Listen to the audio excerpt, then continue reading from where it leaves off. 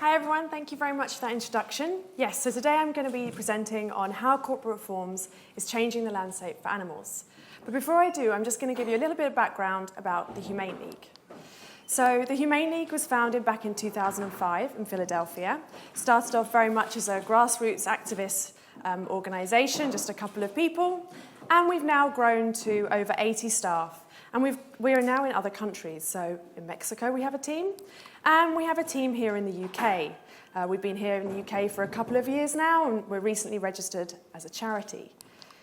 And we're also based in Japan, which is the hub for many food businesses in Asia. So 4 or 5 years ago now, the Humane League honed in on working on getting hens out of cages. And it was this work with getting corporate commitments that's been working towards making change for hens. Other organisations have been doing kind of more positive outreach, and then we took the approach that we would have discussions with companies, but if those discussions didn't work in getting any kind of commitment, we would launch campaigns against these companies to get them to make these commitments to end cages for hens by 2025.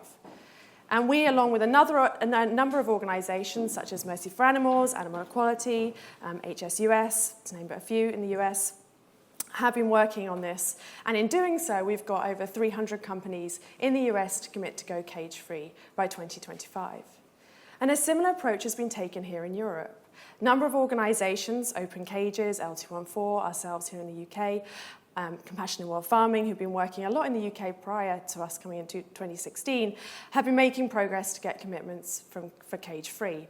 And now here in the UK, all major companies have committed to go cage-free. And this is the battery cage. This is what we're talking about when we're talking about cages. Here in Europe, we banned this in 2012. However, in other countries, pretty much around the world, this is the system that hens will spend their lives. And that's for 1.5 years. They'll be in these systems. And there is no more space than an iPad for them to live. They can't spread their wings. They are only given food and water.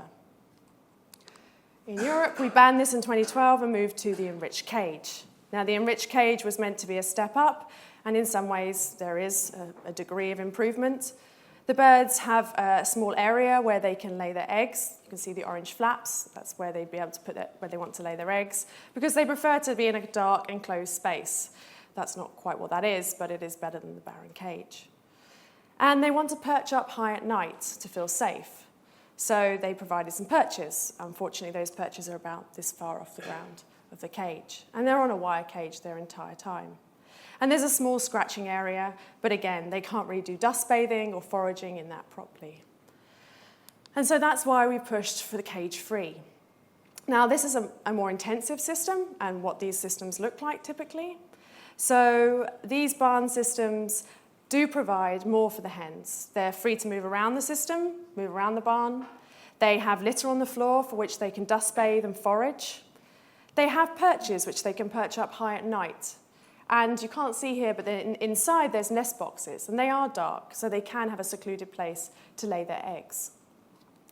And as we go through the welfare potential of systems, of course, free range would be the highest welfare potential, allowing those birds outside to forage even more naturally and to have natural light, etc.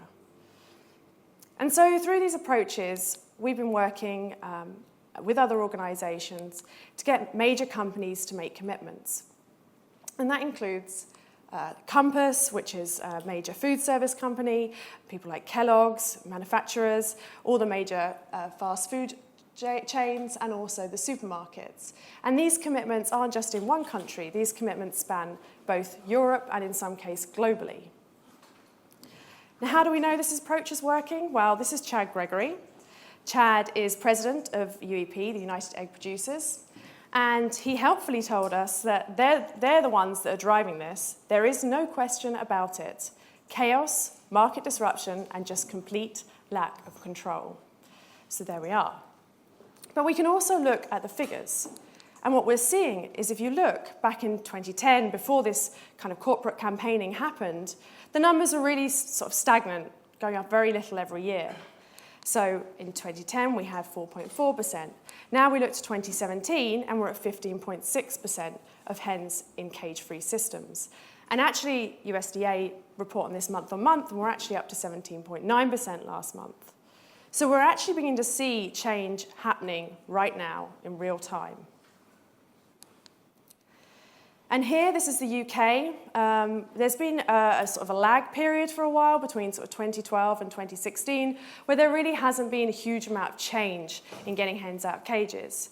Come 2016, when we started getting the rest of those major companies to commit, and we worked very much on getting Noble Foods, the largest egg producer in the UK, one of the largest in Europe, to commit to go cage-free as well.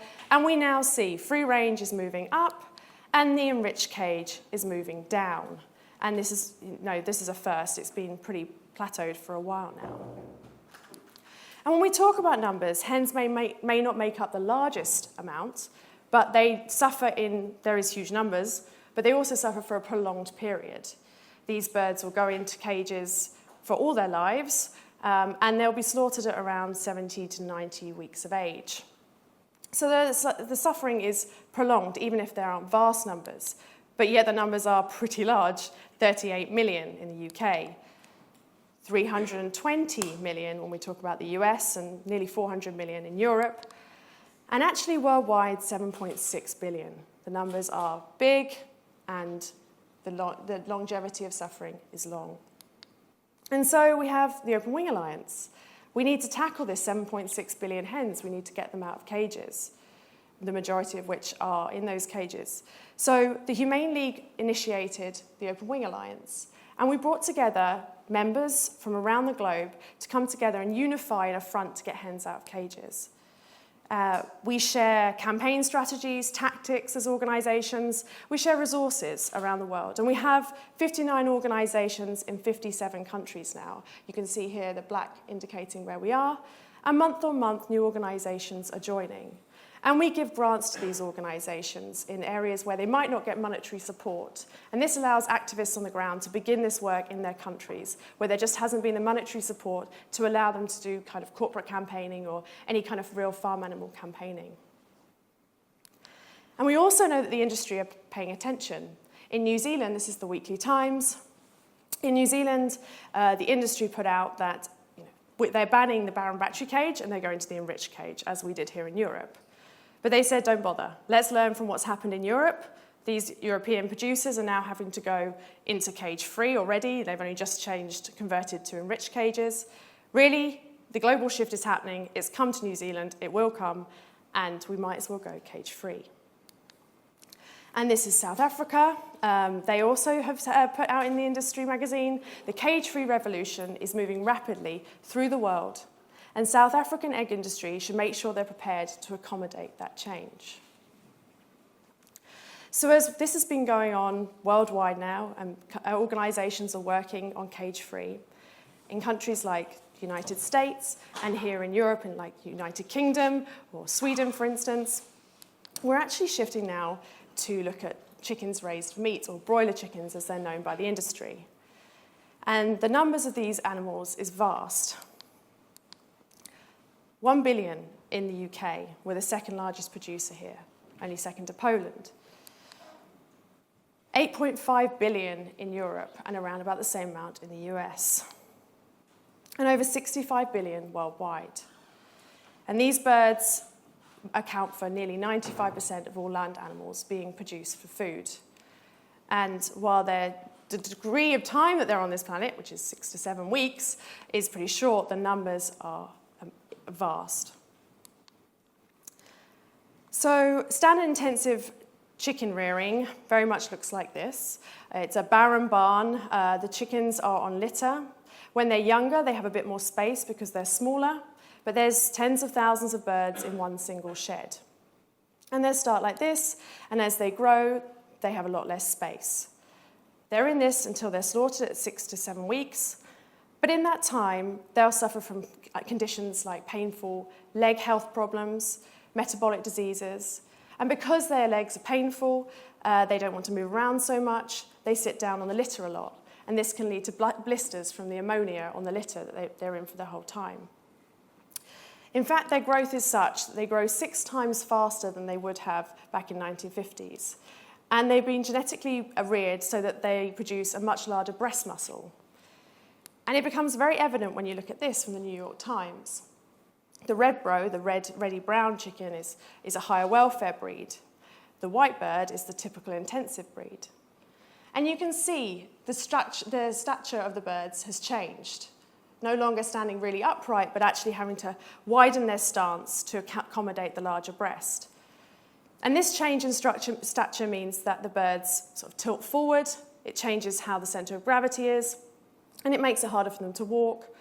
And their actual skeleton is under a lot of pressure as it has to grow so rapidly. And this, while anecdotal, is a research project that's going on over in the States by Purdue, shows just really the lethargy these birds suffer. So the red birds, if you look, are moving around.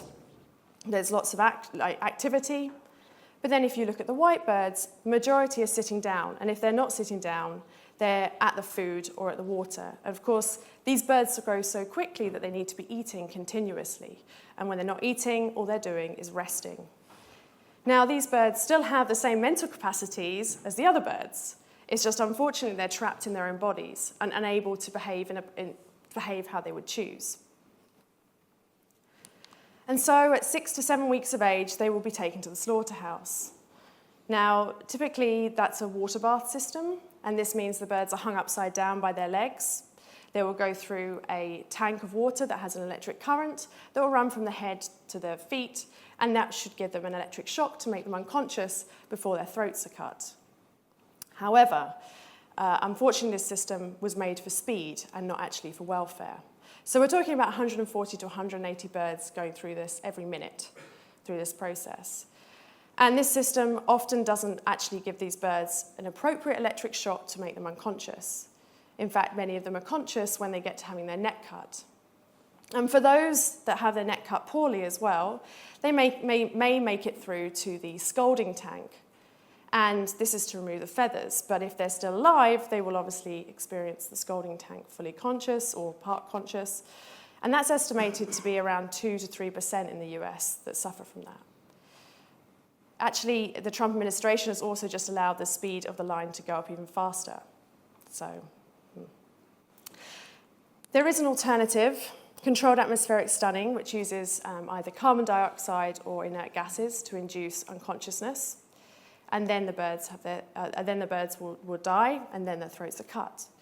Now, this means that they don't have to be handled in the same way. With the water bath system, they're hung up by their legs, which is painful. The legs are weak, as we were saying. And they don't have a diaphragm, so actually their insides crush their lungs. So by not handling them and keeping them in the crates, they don't have to experience this. They also are much more likely to become unconscious and then killed versus a stun, which may actually just be an electric shock before they experience their neck being cut. So there is a lot of things that we can do to improve the welfare of broilers. And we came together in the US and in Europe with our animal welfare specialists from different animal protection organisations and came and made a criteria to improve the welfare of meat chickens. And that included changing the breed, having a higher welfare breed so that their leg health, they don't suffer from so many metabolic diseases, for instance, is improved. We also want to increase space. These birds want to move around, they need space in the shed, so we've lowered the stocking density. And provided enrichment in the shed, so pecking materials to keep these birds active, like straw bales. We've improved the lighting, providing natural light here in Europe, and we insist on controlled atmospheric killing. And this means the birds won't have to go through the water bath system. We also want to make sure that the companies actually do this. So for that reason, we're asking for third-party auditing, and the companies need to report year on year on what progress they're making towards this. Now, over in the US, they've been doing this for a year or so now, and in doing so, they've got many major companies, over 95 now, to commit to this standard. So they're committed by 2024 to improve the welfare of their chickens in their supply chain. Here in Europe, we're just beginning with this, over in the UK and France, for instance, and Germany. And in doing so, we've got Elior Group, Nestle, Danone to commit to making to the European chicken commitment, and that's spanning the whole of Europe. And some of these other ones are UK brands that I'm sure you recognise. Now, the most recent target for us as animal protection organisations is McDonald's. McDonald's is the world's largest restaurant chain by revenue. They serve 70 million people every day. And in doing so, we know that this is a brand that people recognise, and it's a brand that needs to change. And so in the US, there's a coalition of organisations, Animal Equality, HSUS, Compassion Over Killing, Compassion in Wild Farming, and us, and Animal Equality, have come together and we have launched a campaign over there. Here in the UK, you can see here, we've started campaigning here too. And that includes protests, includes handing in petitions, getting people in the streets to be engaged with the issue, and also doing protests outside their restaurants. And in the US, they've also got advertising out in Times Square. Now, while I've shown you volunteers taking to the streets, we also have another way of trying to get the attention of these companies, and that's through their social media and actually making contact with the companies themselves. So we have something called the Fast Action Network. Other organisations have something similar that you can join, and you'll get emails just to do that take a couple of minutes of your time to action against the companies. And if you would like to join up, you can just go onto the website. You can find the Fast Action Network. But really, this works by having the volume of people contacting the companies, and it really engages the companies and keeps reminding them that they need to be working on this. And of course, they worry about their brand. So it's important that we make sure we're heard. Now, while getting these welfare standards through institutional change is making a big impact, we also know that replacement animal products with plant-based or maybe culture meat one day is the future where we can be sure animals don't suffer. And in reality, it makes sense for companies as well. There is far less issues with plant-based products when you think about antibiotic problems or greenhouse gases or carbon footprint, for instance. And with these cage-free commitments, as an example, companies have actually seen how difficult it is for them to go down the supply chains and try and find out, is the company actually using a cage-free egg? And so what they're doing is instead they're switching up. How can we take this out completely and replace it with something plant-based? It's much simpler for them. So we know that this is working, and it's a coupling of the higher welfare and the plant-based products that are also going to be helping reduce suffering year on year. And it's not just these commitments from companies that we're going to be working on. We really need to follow through and make sure these commitments come into fruition, but there's also another way we can do that, and that's through legislation.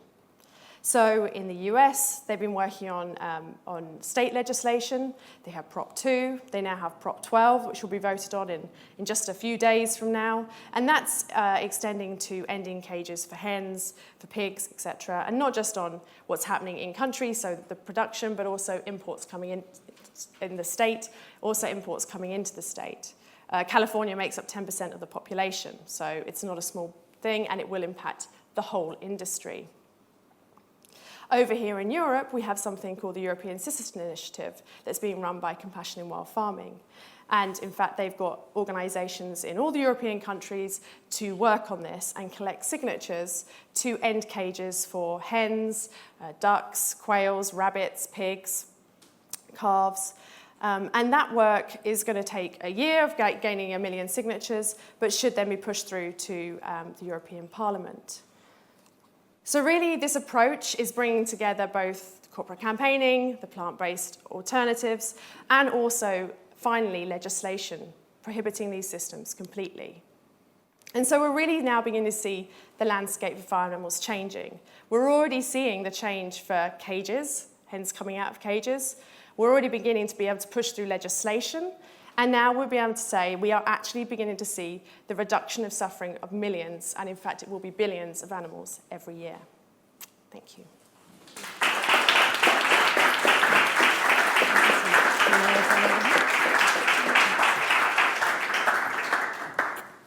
Thank you so much. I guess I wanted to start off with a more general question about the reasons that companies will make these changes. Yes. To what extent are they, making changes because they feel, public press is really pushing them versus legislation in their country changing?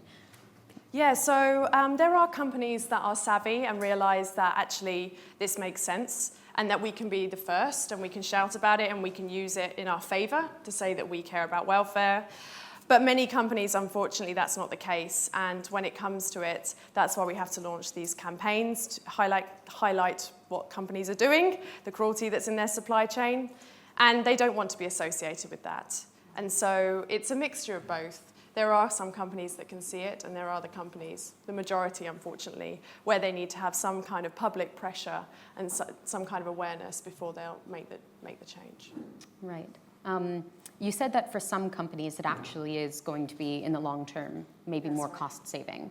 Do you have any idea how long it takes for them to kind of move out of, say, using, I guess you were focusing mostly on chickens, so using something alternative to chicken products in whatever replacement they would be? I don't know. There's companies looking at taking out a proportion, so like 20 or 30%, and replacing it with plant-based so that they can reduce like the amount of meat that they're using. Mm-hmm. With the eggs, it's certainly proving probably quicker for them to do it than some supermarkets will have 2,000 or 3,000 ranges with ingredients that include eggs.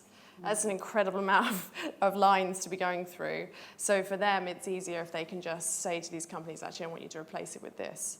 But I don't have any strict timelines on what that would look like, unfortunately. Sure.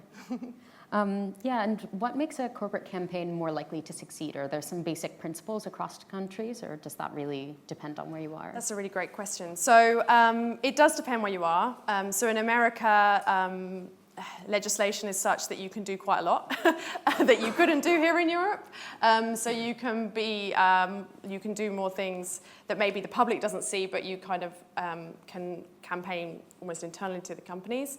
But yes, here in Europe and in countries, it depends. We've found, for instance, in the UK, it's been really effective for us to make them see us day in, day out, outside their headquarters. So, there's a finance manager or whatever that's like feeling bad because they're involved with this company that is actually doing some cruelty within their supply chain. They probably haven't thought about it to that extent before, but you're standing outside their headquarters and saying, this is the headquarters of cruelty, which is what we did for Noble Foods. And that bothers them, and they begin to think about it. So every country has a different approach based on what's effective for them, but certainly getting out there and doing kind of silent protests, being noticed by the companies day in, day out makes a big difference. Yeah. Interesting. So you focused on chickens' welfare in your presentation. Can you speak a little bit more about similar campaigns for other farmed animals? I'd be particularly interested in fish, if there's a campaign in that. Sadly, there isn't really.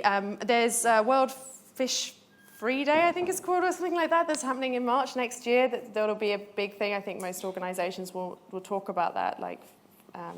But I know that Compassion Wild Farming are beginning to start campaigning on the humane slaughter of fish. That'll be up and coming. So that's really exciting, and that'll be spanning Europe, probably to start with, yeah. Cool. And as a final question, if someone wants to go into corporate campaigning, what's a good way for them to get involved? Oh, great. Well, just putting yourself out there as an activist, starting to volunteer, learning how, the tactics that we use is really helpful, because then you can also go to the companies and say you were involved in those tactics and you know exactly what's going to happen. But also, if you've got a sales background or that kind of thing, that kind of attitude can work really well in going and talking to corporations. Cool. Well, thank you so much. Really appreciated your time. Thanks so much.